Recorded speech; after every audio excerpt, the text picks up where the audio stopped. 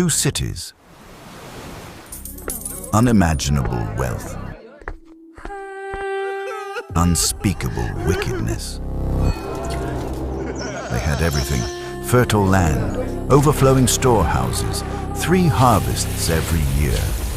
But abundance without gratitude turned sour. The poor knocked on doors and found them shut. Strangers who once found hospitality now found hostility. Every kind of wickedness found a home within those walls. And the cries of the oppressed reached heaven. Then fire fell from the sky. One man was dragged to safety. One woman looked back and paid the ultimate price. Watch until the end, because this isn't just an ancient story. It's a warning about where comfort without conscience leads. And it might be the most important lesson you hear today. If stories like this move you, hit that like button and share this video. Subscribe to Arc Films channel. It means the world to us. Let's begin. There was a time when all people spoke the same language. They gathered on a plain and said to one another, "Let us build a city with a tower that reaches the heavens. Let us make a name for ourselves." But God came down and saw their pride, and he did something no army could do. He reached into their minds and changed their tongues. The man laying bricks suddenly spoke words his brother could not understand. Fathers called out to sons and heard only foreign sounds in return. Chaos swept through the construction site. Arguments erupted. Work stopped. No one could coordinate. No one could lead. The tower stood unfinished, and humanity scattered. What is happening? I cannot understand anyone. My own family speaks like foreigners. Some wandered for weeks, others for months. They crossed deserts where the sun cracked their lips and emptied their water skins. They buried children along the way. They wondered if they would ever find a place to call home again, until one group descended into a valley unlike anything they had ever seen. The Jordan Valley. Green, watered, alive. After so much death and dust, it looked like paradise. We have wandered long enough. Here, we begin again. They pitched their tents by the water. They planted their first seeds, and the ground gave back more than they had ever imagined. Years passed, then generations. 5 cities rose from the plain: Sodom, Gomorrah, Admah, Zeboim, and Zoar. Each had its own king, each had its own walls, but 2 cities towered above the rest.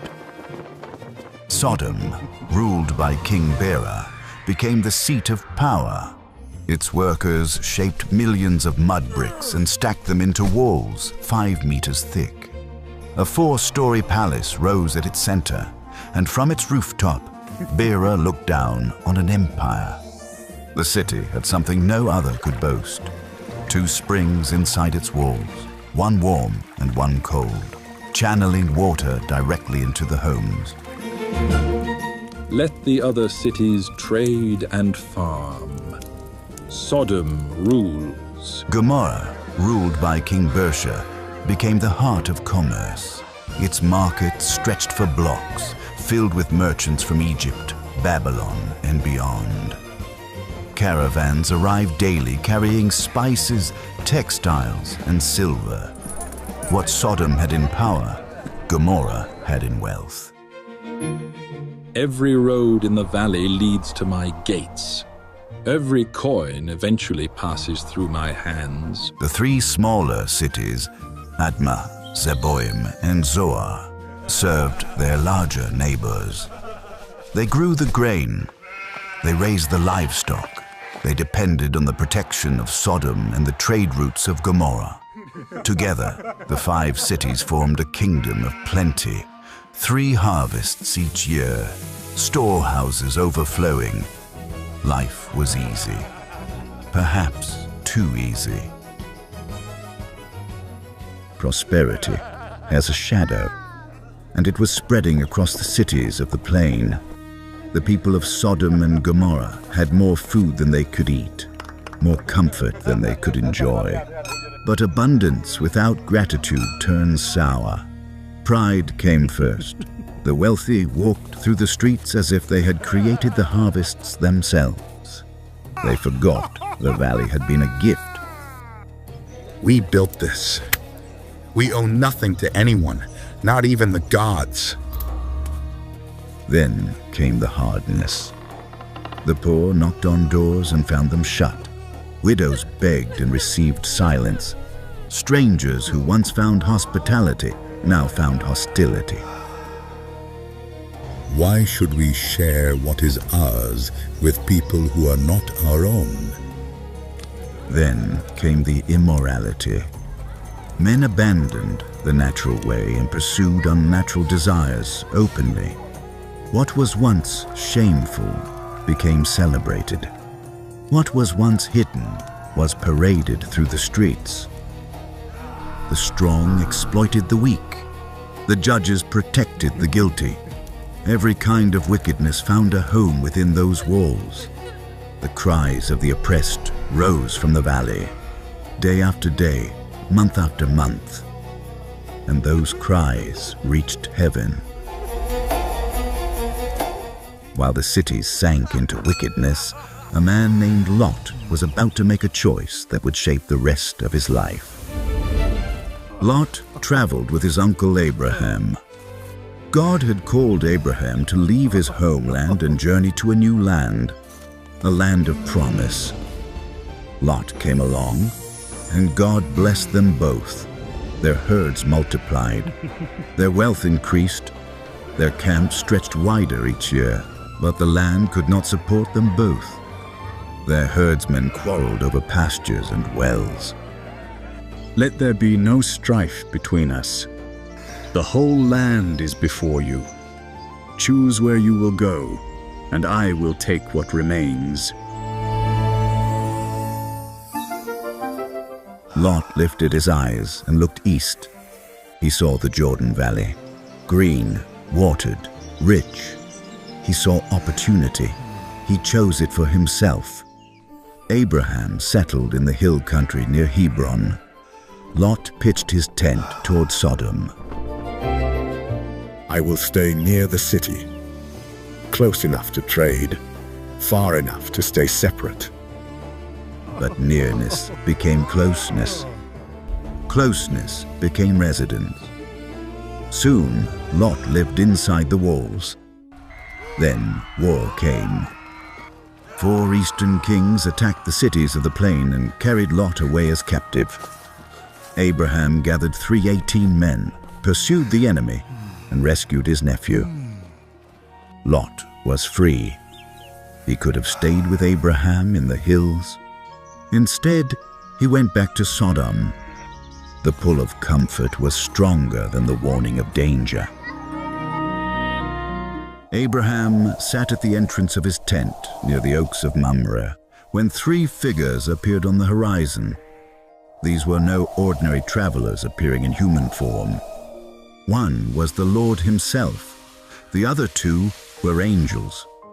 Abraham did not yet understand who they were, but he ran to meet them. He bowed low. He begged them to stay. My lords, do not pass by your servant. Let me bring water to wash your feet. Rest under this tree. Let me prepare food for you. They agreed.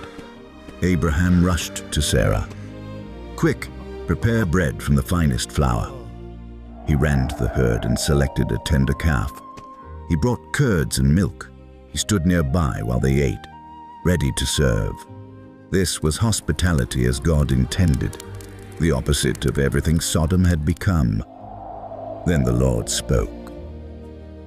I will return to you about this time next year, and Sarah, your wife, will have a son. Sarah, listening from inside the tent, laughed to herself. A child. She was 90 years old. Her husband was nearly 100. Impossible. Why did Sarah laugh? Is anything too hard for the Lord? Then the visitors rose and looked toward the valley, toward Sodom. The outcry against Sodom and Gomorrah is great. Their sin is very grave. I will go down and see whether they have done according to the outcry that has reached me. Abraham's heart stopped. Lot. The two angels departed toward Sodom, but Abraham remained standing before the Lord. His mind raced. Lot was in that city, Lot's wife, Lot's daughters. Would God destroy the righteous along with the wicked? Abraham stepped closer. His heart pounded. He was about to do something no man had ever done: negotiate with the Almighty. Will you sweep away the righteous with the wicked? What if there are 50 righteous people in the city? Will you destroy it and not spare it for their sake? Far be it from you. Shall not the judge of all the earth do what is just? If I find 50 righteous in Sodom, I will spare the whole place for their sake.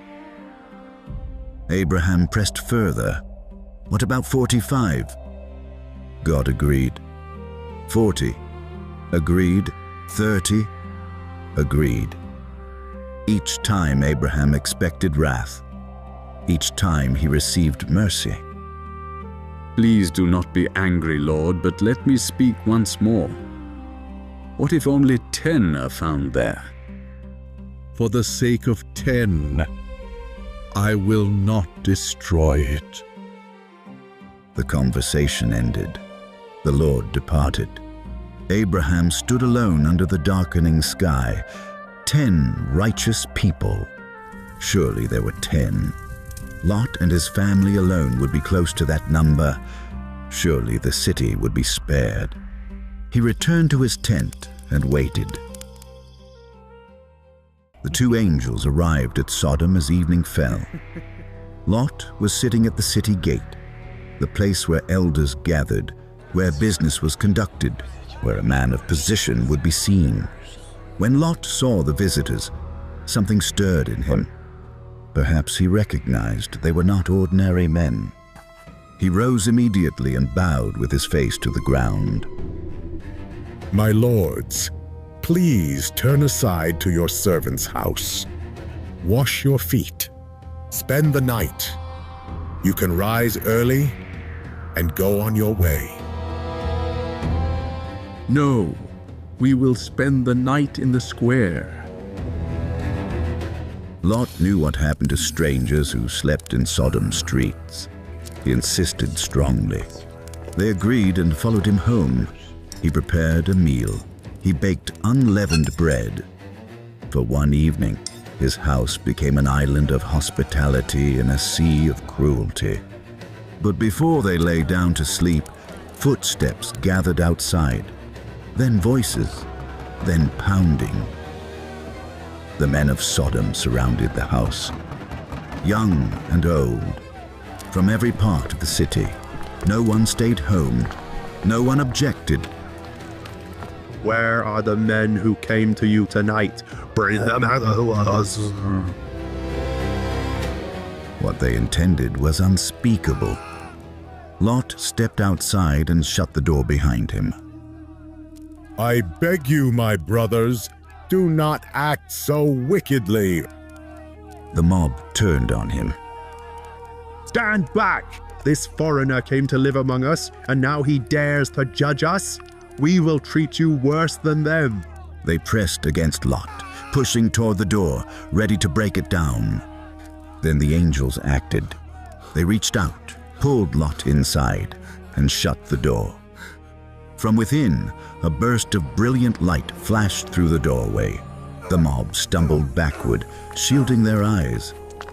When the light faded, they wandered blindly, unable to find even the entrance they had been pounding on moments before.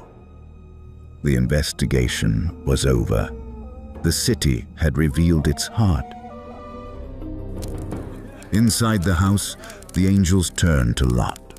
Their words carried the weight of finality. Do you have anyone else here? Anyone who belongs to you, get them out of this place. The Lord has sent us to destroy it. Lot's blood ran cold. He rushed into the dark streets to find his sons-in-law. The men pledged to marry his daughters. He pounded on their doors. He told them the city would be destroyed by morning. They must leave now.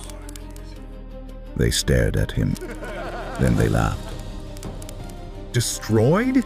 Look around you, old man. The walls still stand. The market will open tomorrow. Go home and sleep. Lot returned alone, his warning rejected. Dawn began to break. The angels grew urgent. Hurry. Take your wife and your 2 daughters who are here, or you will be swept away when the city is punished. But Lot lingered. So the angels seized him by the hand, him, his wife, and his 2 daughters, and pulled them out of the city. The Lord was merciful to him. Once outside the walls, the angels commanded them. Flee for your lives. Do not look back. Do not stop anywhere on the plain. Flee to the mountains, or you will be destroyed. But Lot was afraid. The mountains seemed far. He begged for mercy. Please, my lords, there is a small town nearby. Let me flee there instead. It is small.